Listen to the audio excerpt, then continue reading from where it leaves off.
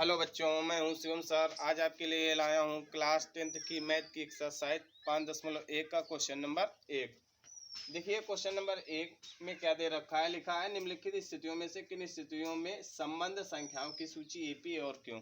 यहाँ पर हमें देखना है कि कौन कौन सी सूचियाँ एपी हैं कि नहीं है। एपी नहीं है तो उसका कारण देना है। एपी का मतलब अर्थमेटिक प्रोग्रेशन, समांतर श्रेणी। अब देखो पहला नंबर क्वेश्चन दिया हुआ है। लिखा प्रत्येक किलोमीटर के बाद का टैक्सी का किराया जबकि प्रथम किलोमीटर के लिए किराया 15 रुपए है और प्रत्येक अतिरिक्त किलोमीटर के लिए किराया 8 रुपए है। तो पहले किलोमीटर के लिए 15 रुपए है और अतिरिक्त किलोमीटर के लिए 8 रुपए और बढ़ जाता है। तो देखिएगा यहाँ पे क्या है, पहले के लिए 15 तो दूसरे में क्या करना है, दूसरे किलोमीटर का 15 में 8 ऐड कर देंगे, जितना आएगा 15 में 8 जोड़ेंगे तो कितना आएगा 23। तो दूसरे किलोमीटर का किराया कितना होगा 23। अब तीसरे के निकालेंगे तो 23 में फिर 8 जोड़ना पड़ेगा तो कितना आएगा 31। तो देखिए कैसे लगाएंगे, समझो। तो पहला नंबर दिया हुआ है, इसको देखते हैं। तो यहाँ पे लिखेंगे प्रत्येक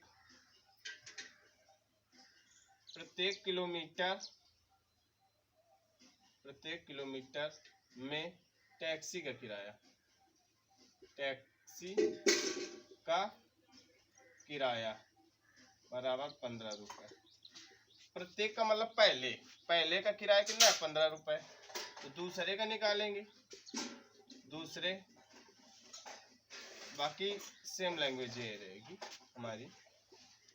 तो 15 में 8 जोड़ेंगे कितना आएगा 23 रुपए। अब तीसरे का निकालेंगे, फिर यही लैंग्वेज लिखना पड़ेगा हमें।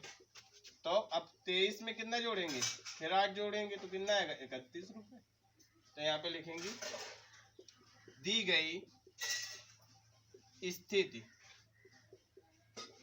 से प्राप्त संख्याओं की सूची। जो स्थिति दी जा रही है हमें, यहाँ से जो सूची प्राप्त हो रही वो क्या है, हमारी सूची है 15, 23, 31। ये सूची दी जा रही है, डॉट डॉट। अब देखिए यहाँ पे लिखेंगे, पूछ रहा था एपी है और क्यों है। यदि एपी है तो क्यों है। तो यहाँ पे लिखेंगे प्राप्त सूची एपी है क्योंकि, अब कारण दे रहे हैं, क्योंकि प्रत्येक, यहाँ पे प्रत्येक क्या है, प्रत्येक पद अपने पूर्व पद में 8 जोड़ने से प्राप्त होता है, जोड़ने से प्राप्त होता है। ये हमारा पहला नंबर क्वेश्चन हो गया। आया समझ में। पढ़ते समय बुक और नोटबुक दोनों लेकर बैठे, जहां पे समझ में ना आए नोट करते चलिए। अब देखिएगा दूसरा क्वेश्चन हमारा क्या दिया हुआ है। दूसरा क्वेश्चन दिया हुआ है, लिखा है किसी बेलन में उपस्थित हवा की मात्रा जबकि वायु निकालने वाला पंप प्रत्येक बार बेलन की शेष हवा का 1/4 भाग बाहर निकाल देता है। तो प्रत्येक बार क्या करता है, बेलन की शेष हवा का 1/4 भाग बाहर निकाल देता है। तो हवा कितनी है हमें ये मालूम नहीं, तो ये मानना पड़ेगा हमें। तो यहाँ पे देखिए सेकंड नंबर क्वेश्चन लिखेंगे। तो पहले यहाँ पे हम एक बेलन बनाएंगे। बेलन तो सभी लोग जानते हो, बेलन को सिलेंडर भी बोलते हैं। ये तो मान लिया एक ये बेलन है, बेलन में माना V आयतन हवा भरी हुई है। तो यहाँ पे लिखेंगे माना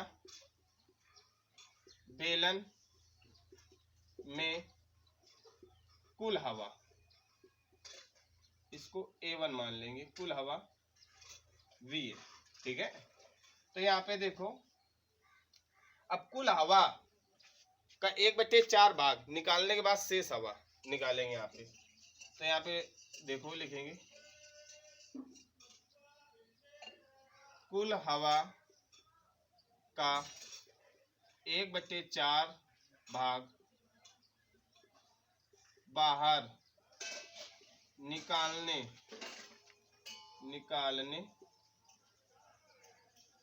के बाद शेष हवा। तो देखो कुल हवा में हमें करना क्या है, यहाँ पे कुल हवा का 1/4 भाग बाहर निकालेंगे, तो V/4 निकालें, तो इसके नीचे 1 माना, तो 4 कैल्शियम ले लिया, तो 1 का भाग 4 में देंगे, 4 बार जाएगा, 4 का गुणा V में कराया तो 4V आया, माइनस लगा दिए। अब 4 का भाग 4 में दिया, 1 बार गया, 1 का गुणा V में कराया तो V आया, घटाएंगे कितना आएगा 3V/4। अब देखो यहाँ पे लिखेंगे शेष हवा का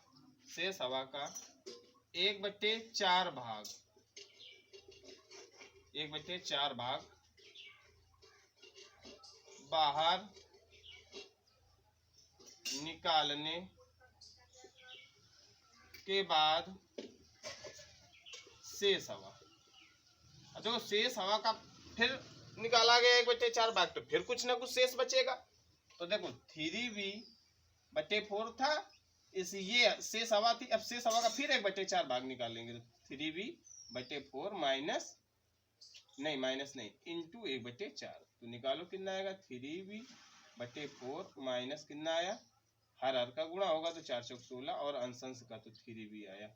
यहाँ पे क्या करेंगे, एलसीएम ले लेंगे 16 का, तो यहाँ पे 4 चौको 16, 4 बार गया, तो 4 3 12V, माइनस लगा दिया, और 16 का नाम 16, तो ये कितना आया 3V।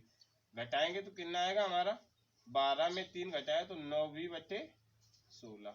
कितना समझ में आया। तो यहाँ पे देखिए साइड में, तो यहाँ पे लिखेंगे दी गई स्थिति से प्राप्त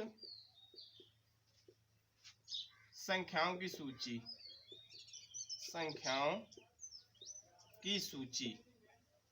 तो यहाँ पे सूची निकालेंगे तो क्या प्राप्त हो रही है सूची में, यहाँ पे कुल हवा क्या थी V, तो यहाँ पे V, 3V/4, 9V/16, डॉट ये प्राप्त हुई।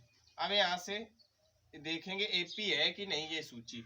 AP ज्ञात करने के लिए हम क्या करेंगे, 8⁻7 का मान ज्ञात करेंगे। 8 कितना है 3V/4 में V घटाएंगे, इसके नीचे 1 माना, 4 का एलसीएम ले लिया, 4 का भाग 4 में देंगे, 1 बार जाएगा, 1 का गुणा 3V में कराया तो 3V आया, माइनस लगा दिए, 1 का भाग 4 में देंगे, 4 बार जाएगा, 4 का गुणा V में कराया तो 4V आया। छोटी संख्या में बड़ी संख्या घटाएंगे तो कितना आएगा, माइनस का चिन्ह आएगा, 4 में 3 घटाया तो 1 अर्थात V/4 आया।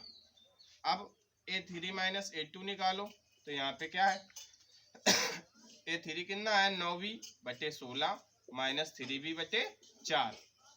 अब देखो 16 का एलसीएम लेंगे, 16 का नाम 16, 1 बार गया तो 9V, माइनस लगा दिया, 4 चौको 16, 4 बार गया, 4 का गुणा 3V में कराएंगे, 4 3 12V आया। घटाएंगे तो माइनस का कितना आएगा 3, 9 में 12 घटा माइनस का 3V/16। क्या ये दोनों बराबर है, नहीं है, तो यहाँ पे लिखेंगे चूंकि A2 माइनस A1 बराबर नहीं है किसके, A3 माइनस A2 के, इसलिए प्राप्त सूची AP नहीं है। आया समझ में, नहीं आया इसको नोट कर लीजिए। अगला क्वेश्चन देखिए, अगला क्वेश्चन हमारा दिया क्या जा रहा है, अगले क्वेश्चन में ध्यान देते हैं। अगला क्वेश्चन क्या दिया जा रहा है हमारा, अगला देखो तीसरा पार्ट दिया हुआ है, लिखा है प्रत्येक मीटर की खुदाई के बाद एक कुआं खोदने में आई लागत, जबकि प्रथम मीटर खुदाई की लागत कितनी है 150 रुपए है, और बाद में प्रत्येक मीटर खुदाई की लागत 50 रुपए बढ़ती जाती है। तो प्रथम मीटर की खुदाई कितनी है 150 रुपए है, और प्रत्येक बार अगले मीटर में क्या है 50 रुपए बढ़ती जाती है। तो प्रथम की 150 है, तो दूसरे कितनी होगी 50 जोड़ देंगे तो 200 हो जाएगी, तीसरे की 250 हो जाएगी, चौथे की 300 हो जाएगी, ऐसे बढ़ती चली जाएगी। तो देखिएगा हल कैसे करेंगे। तो देखो तीसरा पार्ट था हमारा, लिखेंगे प्रथम मीटर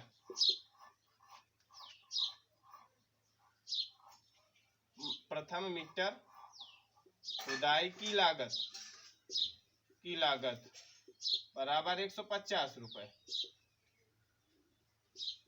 दूसरे मीटर की खुदाई की लागत अर्थात यही लैंग्वेज लिखेंगे पूरी। तो 150 में 50 जोड़ा कितना आया 200 रुपए। अब तीसरे की ज्ञात करेंगे, यही लैंग्वेज लिखेंगे। तो 200 में फिर 50 जोड़ा कितना आया 250 रुपए आ गया। तो यहाँ पे लिखेंगे दी गई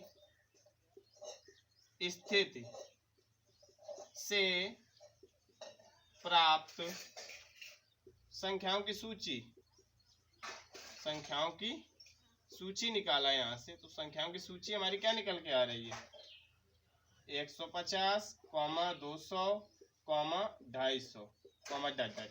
अब यहाँ से यहाँ पे लिखेंगे प्राप्त सूची एपी है। अब क्यों है, क्योंकि प्रत्येक पद अपने अगले पद में 50 जोड़ने से प्राप्त होता है या बनता है, कुछ भी लिख सकते हैं। आया समझ में। तीसरा भी हो गया हमारा। चौथा पार्ट देखते हैं, चौथा पार्ट हमारा क्या दिया जा रहा उसको समझेंगे।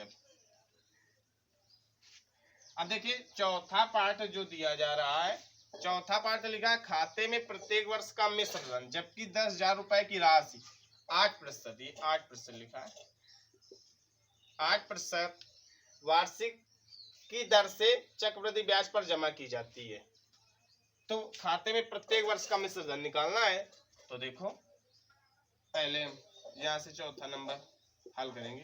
तो यहाँ पे देखिए, यहाँ पे हमें मूलधन दिया जा रहा, मूलधन P कितना दिया जा रहा 10,000 रुपए।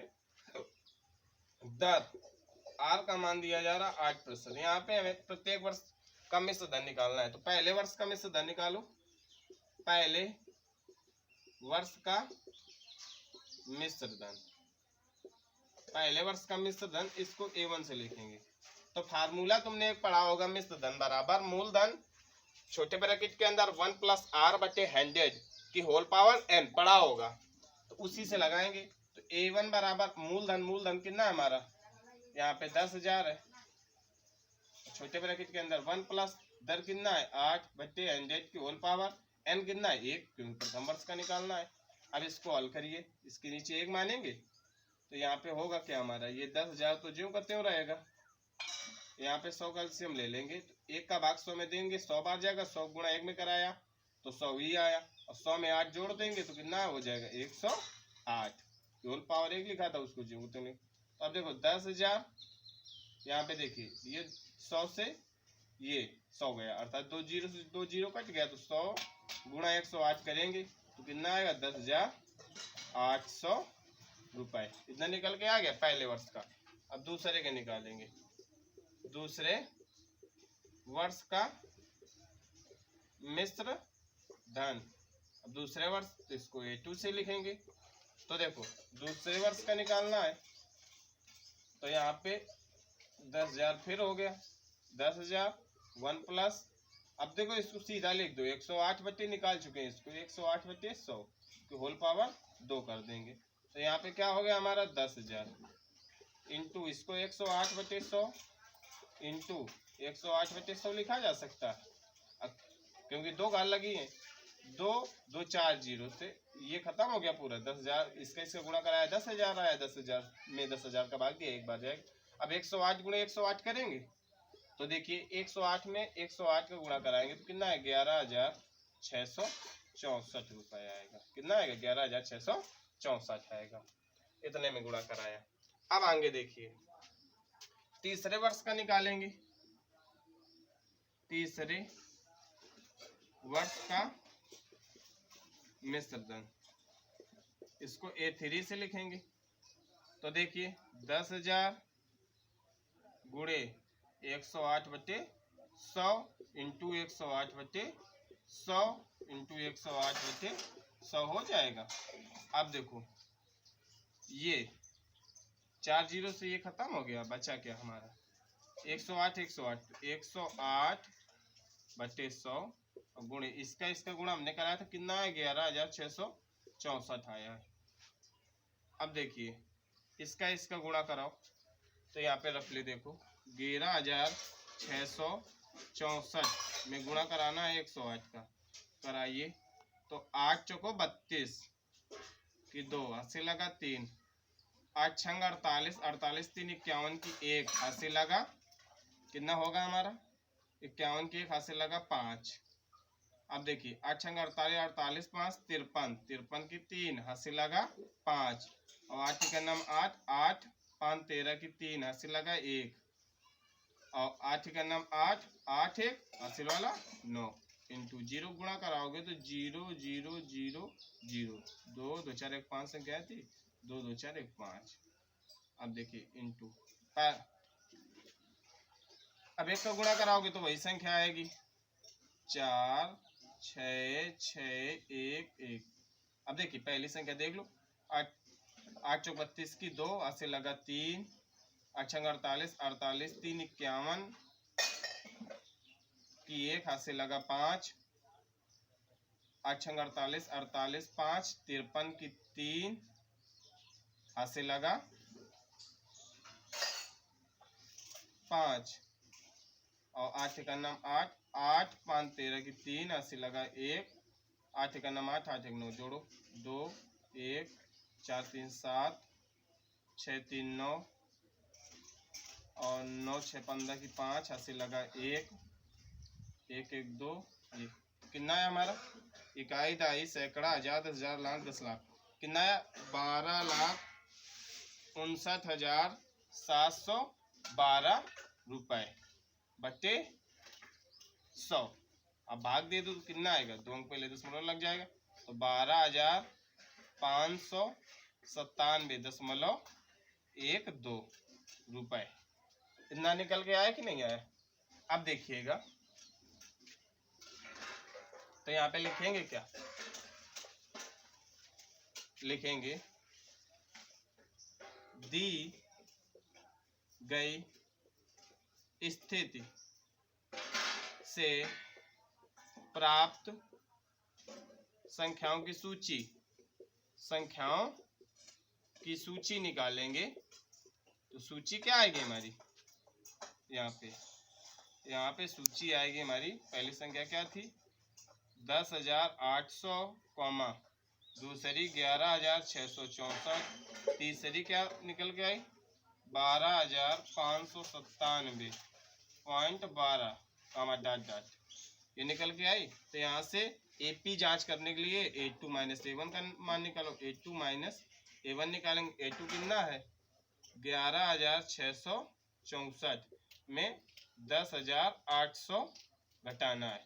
तो देखो 11,664 में 10,800 घटाना है, तो यहाँ पे 4 6 में 8 जाएगा नहीं, यहाँ से ले लिया 18 नहीं 16 16 में 8 गया 8, यहाँ पे 0 में 0 जाएगा, अर्थात 864 आया। कितना है 864 रुपए। अब A3 माइनस A2 का मान निकालेंगे। A3 कितना है हमारा 12,597.12 माइनस ये कितना लिखा है 11,664। तो यहाँ पे देखिए क्या घटाना है हमारे 12,597.12 में घटाना है 11,664.00, इसको लिखा जा सकता है 2 1 दशमलव 7 में 4 गया तो कितना बचा 3, 9 में 6 गया 3, 5 में 6 जाएगा नहीं, यहाँ से ले लिए 15, 15 में 6 गया 9, तो कितना आया ये 933.12। तो क्या ये दोनों सेम है, नहीं सेम है, तो यहाँ पे लिखेंगे चूंकि A2 माइनस A1 बराबर नहीं है A3 माइनस A2 के, इसलिए प्राप्त सूची AP नहीं है। आया समझ में, नोट कर लीजिए।